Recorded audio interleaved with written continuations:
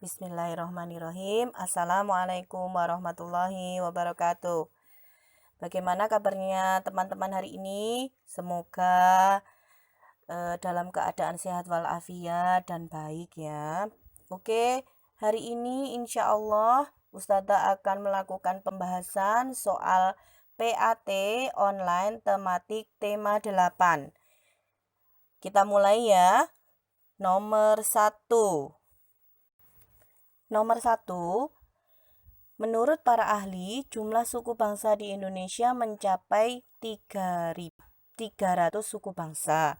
Keberagaman sosial budaya bangsa yang dimiliki Indonesia sebaiknya apakah A. disamakan supaya seragam, atau B. dimusyawarahkan karena dapat merusak persatuan, atau C. dihapuskan untuk kemajuan pembangunan, atau D. dibina sebagai keragaman budaya nasional. Yang mana ya kira-kira? Insya Allah jawabannya adalah D ya, benar. Dibina sebagai keragaman budaya nasional. Nomor 2, salah satu sikap yang tidak menghormati budaya daerah lain adalah A. mempelajari budaya daerah lain, B. menonjolkan budaya daerah, C. menikmati pertunjukan budaya daerah lain, atau D. bersikap positif terhadap seluruh budaya yang ada. Yang mana? Jawabannya adalah yang B, menonjolkan budaya daerah sendiri. Jadi seharusnya dalam rangka menghormati budaya masing-masing daerah, kita tidak boleh terlalu menonjolkan budaya daerah kita sendiri, sehingga akhirnya membuat orang yang berasal dari daerah lain itu merasa tersinggung atau marah. Kita lanjutkan soal nomor 3. Indonesia memiliki banyak tarian dari berbagai suku atau daerahnya. Tarian yang bukan berasal dari Jawa Timur adalah apakah A. tari remong, B. tari topeng Malangan, C. tari kecak, D. tari reog Ponorogo. Di sini Ustazah tampilkan gambar ya. Ada tari remong yang di sebelah kiri atas, itu adalah tari remong. Kemudian tari topeng Malangan itu ada di kiri bawah. Ya, gambar kiri bawah. Kemudian tari kecak yang berasal dari Bali itu adalah gambarnya di sebelah kanan atas. Tari reog Ponorogo gambarnya ada di sebelah kanan bawah. Jadi yang mana jawabannya? Jawabannya adalah C. Tari kecak yang berasal dari Bali. Soal nomor 4. Pulau Bali sangat terkenal dan kental dengan adat istiadatnya yang kaya akan nilai-nilai keagamaan Hindu. Salah satu adat yang tetap dilestarikan oleh masyarakat Bali yaitu upacara pembakaran jenazah yang dinamakan upacara apa? Ada yang tahu, teman-teman? Upacara pembakaran jenazah yang dilakukan oleh masyarakat Bali? Apakah A. tari kecak, B. tari pendet, C. ngaben, D. legong? Yang mana? Ya betul, upacaranya adalah ngaben. Jadi kalau kecak, pendet, dan legong itu adalah tarian, nama-nama tarian. Soal nomor 5, Indonesia memiliki banyak rumah adat. Perhatikan rumah adat berikut. Nomor 1, rumah gudang. Nomor 2, rumah cuklu. Nomor 3, rumah panggung. Nomor 4, rumah limas. Rumah gudang adalah rumah adat Betawi. Kemudian rumah cuklu itu adalah rumah adat masyarakat Jawa Timur dan Jawa Tengah. Kemudian rumah panggung itu juga berasal dari daerah Jawa Tengah ya. Kemudian kalau rumah limas itu adalah berasal dari luar Jawa. Jadi, rumah adat yang berada di Pulau Jawa adalah A ya. Nomor 1, nomor 2, dan nomor 3. Rumah gudang, rumah joglo, dan rumah panggung.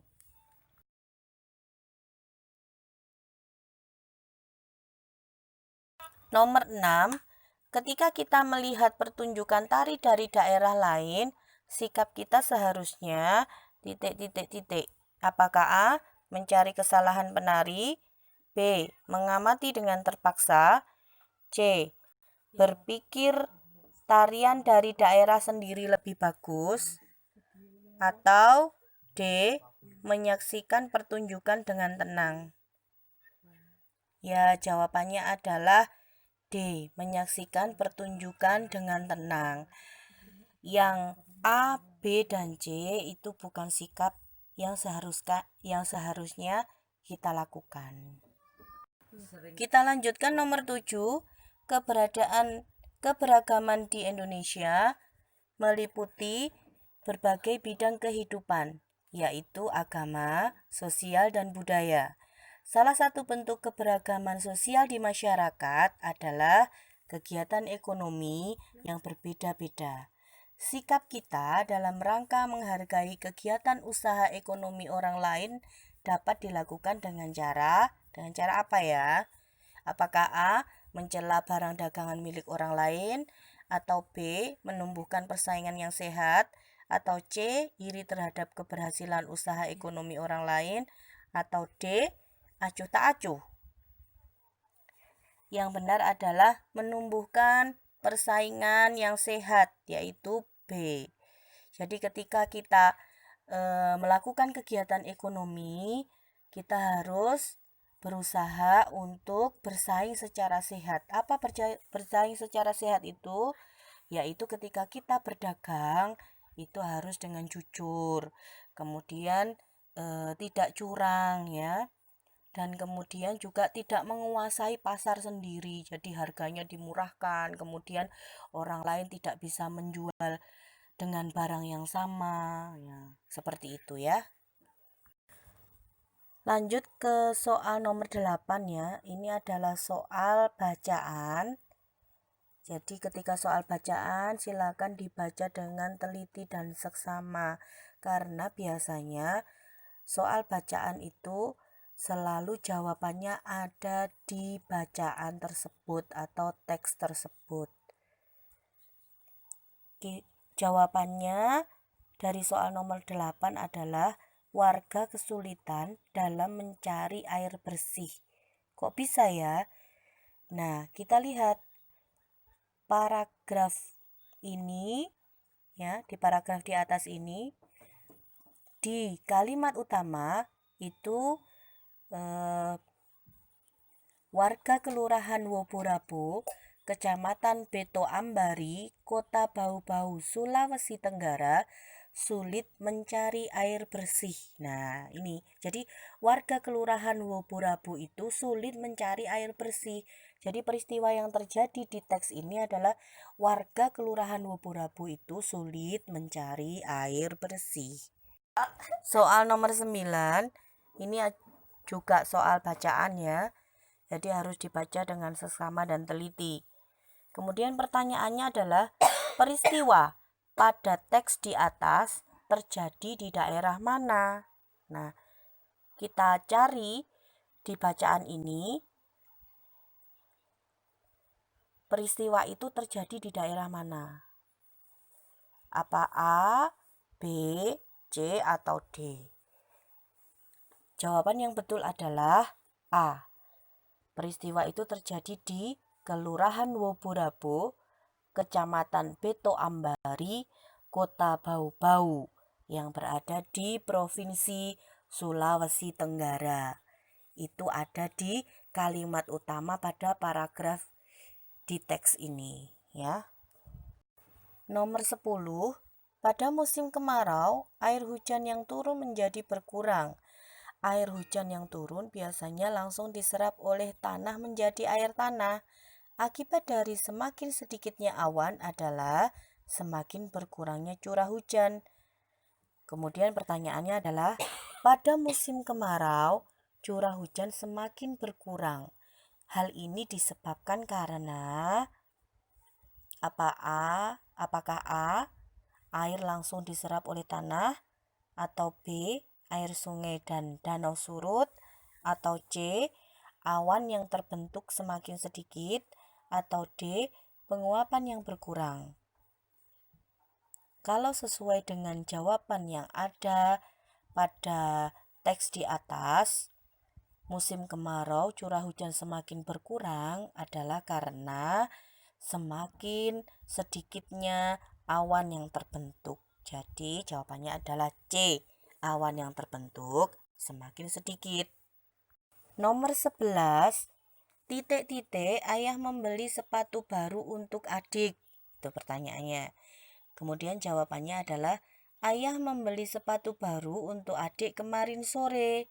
Nah, kata tanya yang tepat untuk kalimat di atas adalah, apakah A, di mana, B, kapan, C, mengapa, atau D, kenapa?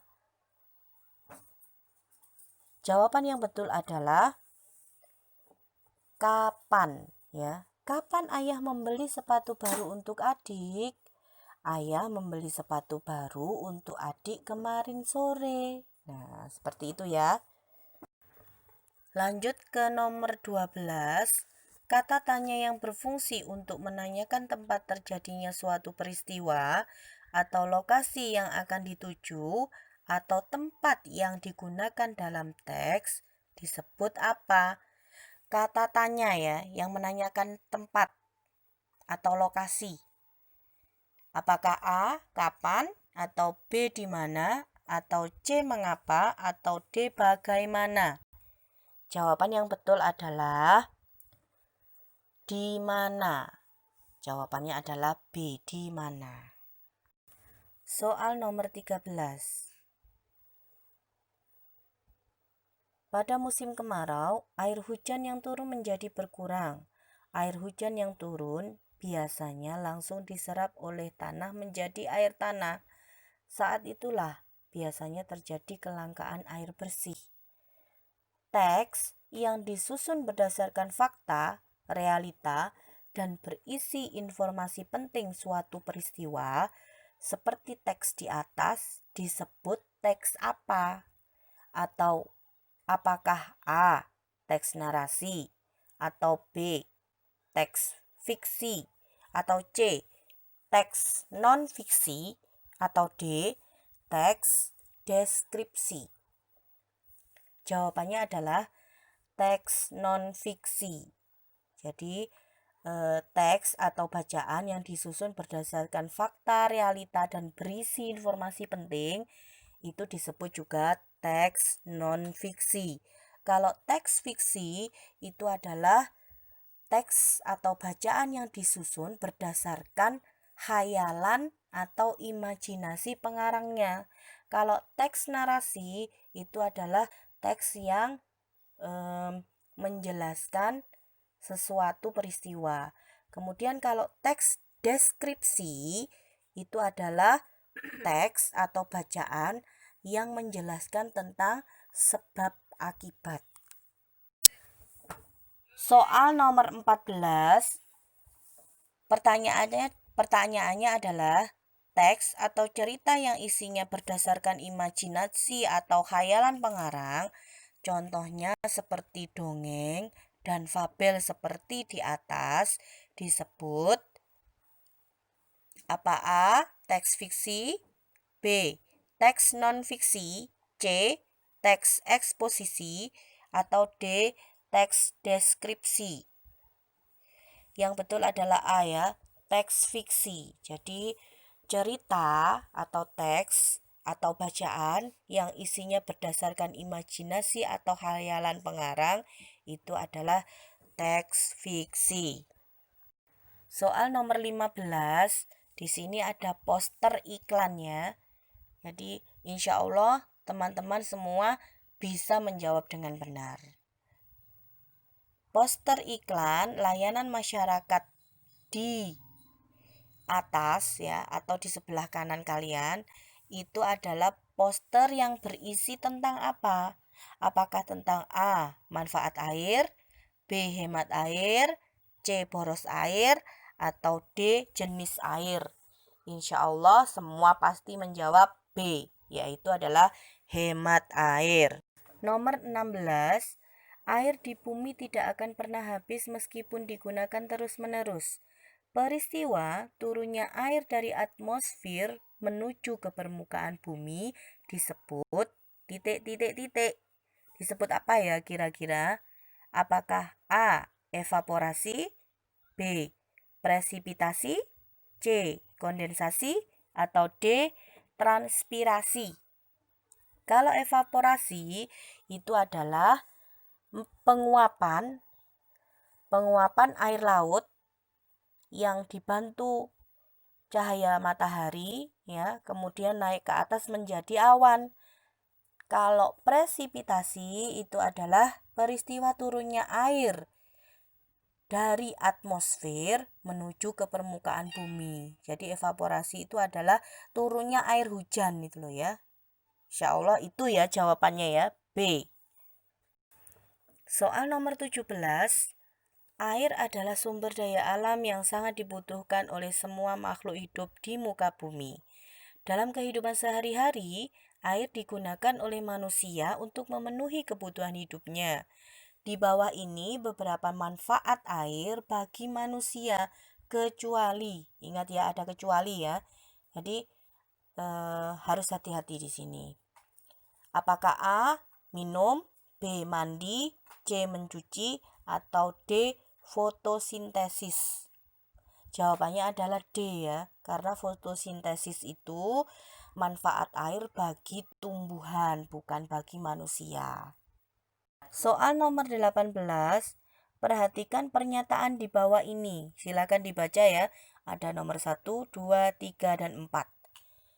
Pertanyaannya adalah, pernyataan di atas ya, yang 4 itu adalah manfaat air bagi manusia, kecuali yang mana?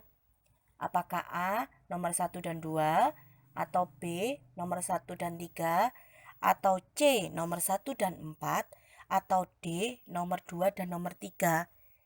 Jawaban yang betul adalah C, nomor 1 dan nomor 4. Nomor satunya betul untuk mengairi sawah dan tanaman pertanian lainnya. Tapi yang salah adalah yang nomor 4, untuk bahan dasar fotosintesis. Bahan dasar fotosintesis kan fotosintesis untuk tumbuhan kan, manfaat air untuk tumbuhan, bukan manfaat air bagi manusia. Nomor 19, kegiatan manusia dapat mempengaruhi siklus air sehingga menimbulkan beberapa dampak bagi kehidupan manusia. Dampak dari jalanan yang diaspal terhadap siklus air adalah, jawabannya adalah C, mengurangi daerah resapan air. Jadi sebenarnya jalanan yang diaspal itu membuat ketika turun air hujan yang sangat deras, air hujan tidak bisa langsung diserap oleh tanah menjadi air tanah, sehingga menyebabkan adanya banjir ya, adanya tanah longsor, dan kemudian merugikan kehidupan manusia. Kita lanjutkan nomor 20.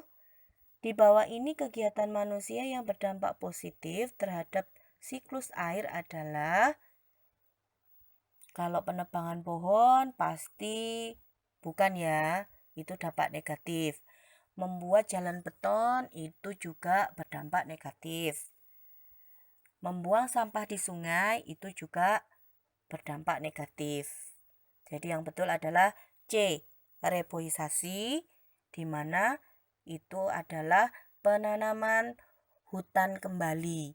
Jadi ketika air hujan turun ke permukaan bumi, diserap oleh pohon, dan kemudian air itu menjadi air tanah. Nomor 21, dampak negatif yang akan terjadi apabila daerah resapan air di permukaan tanah berkurang kecuali, ingat ya, kecuali ya. Apakah A, banjir dan tanah longsor? Itu adalah dampak negatif. Apakah B, cadangan air tanah menipis? Itu juga dampak negatif. Kemudian air sungai dan danau menyusut, itu juga dampak negatif. Jadi yang betul adalah C, persediaan air bersih melimpah. Nomor 22, ada beberapa cara kita untuk menghemat air agar dapat mencegah terjadinya krisis air. Cara yang mudah untuk menghemat air kecuali titik. Nah, di sini ada gambarnya ya. Bagaimana cara menghemat air atau save water. Nah, jawabannya adalah A, membiarkan pipa bocor. Jadi kalau kita membiarkan pipa di rumah kita itu bocor, itu berarti kita juga tidak bisa menghemat air, atau artinya adalah kita boros dalam penggunaan air. Nomor 23, pernyataan berikut ini merupakan syarat kimia dan biologi air bersih, yaitu nomor 1, air bersih memiliki pH antara 6,5 sampai 9,2. Nomor 2, air bersih tidak mengandung racun.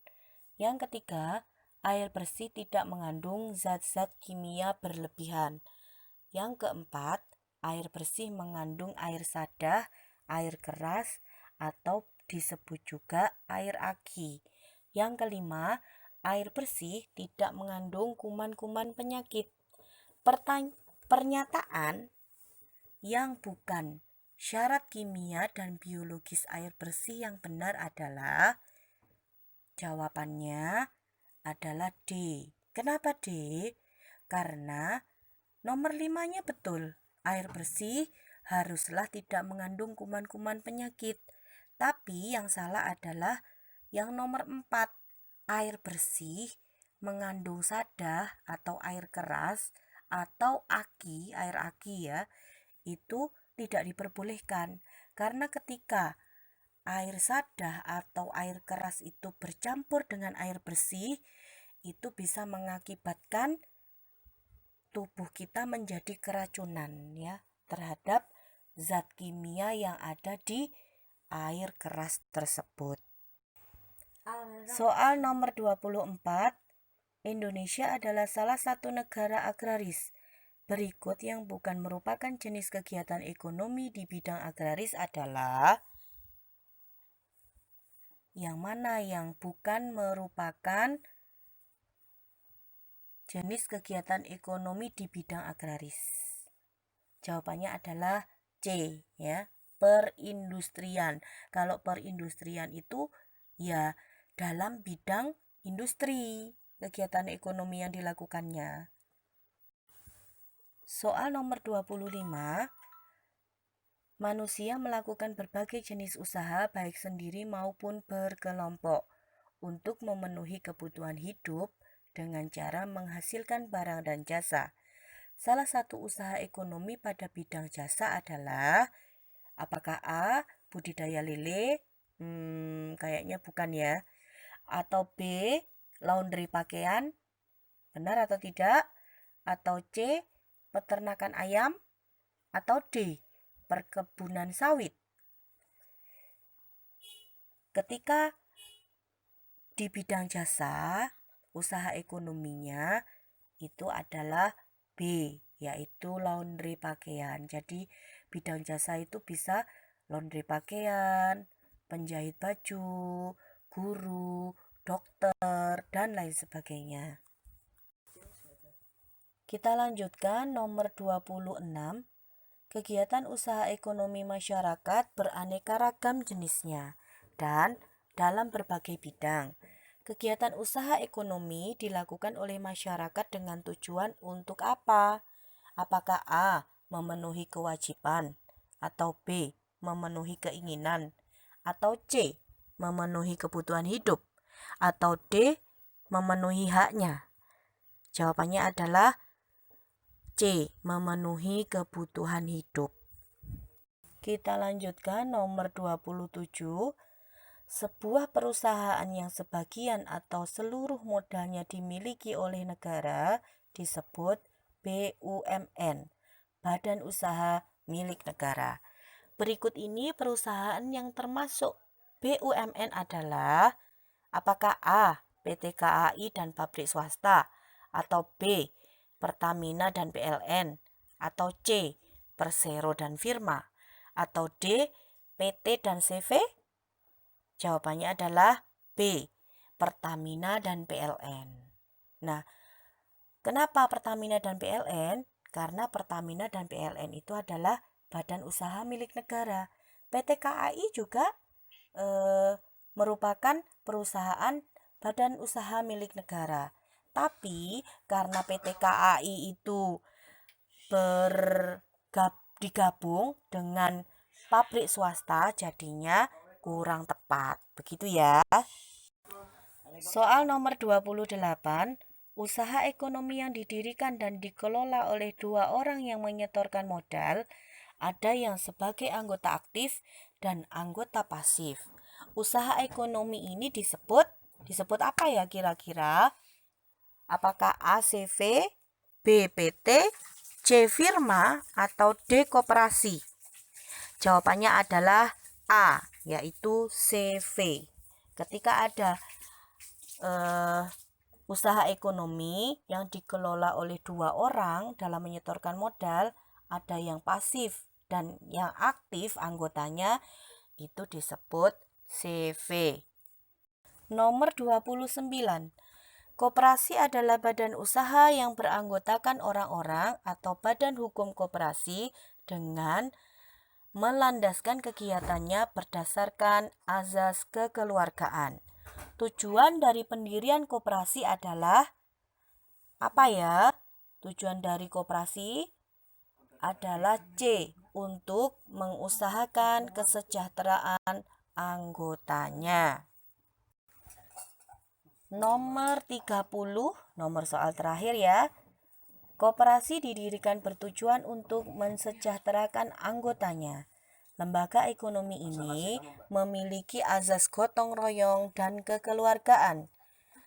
Tokoh yang pertama kali mendirikan koperasi di Indonesia yaitu, ada yang tahu?